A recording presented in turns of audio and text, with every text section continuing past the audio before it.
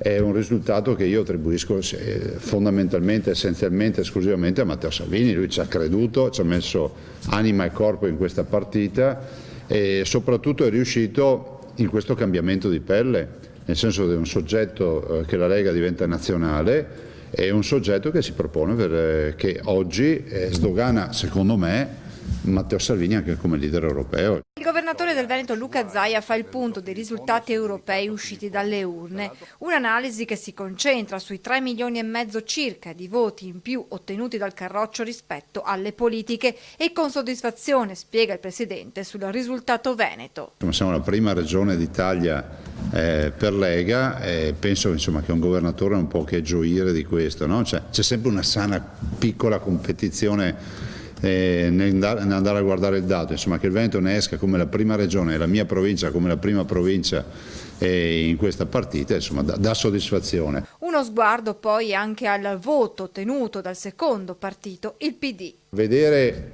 il PD che viene definito come l'araba fenice che risorge dalle ceneri, cioè il PD ha perso 187.000 voti rispetto alle ultime politiche. Il passo tra l'analisi del dato nazionale e la battaglia autonomista è breve. Dalle urne, sottolinea Zaia, esce l'autonomia. Noi siamo anche in giro per l'Italia e in particolar modo al sud sopra i 5 Stelle, tranne che in Sicilia e in Campania.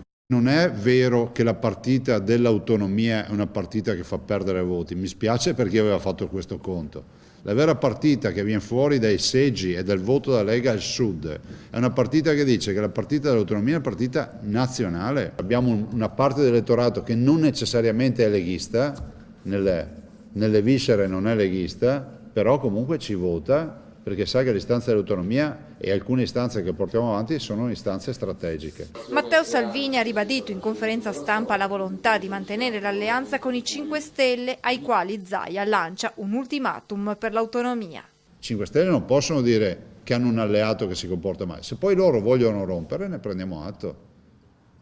Però sull'autonomia i 5 Stelle dico adesso basta. Basta con manfrine, basta con teatrini, basta con anche dichiarazioni poco rispettose nei confronti del ministro Stefani. Dire che non si è mai visto il progetto o dire che il progetto è scritto male vuol dire da un lato dire una bugia perché il progetto il ministro Stefani ha consegnato. Dire che è scritto male vuol dire non averlo letto. Allora, il popolo del Bignami basta.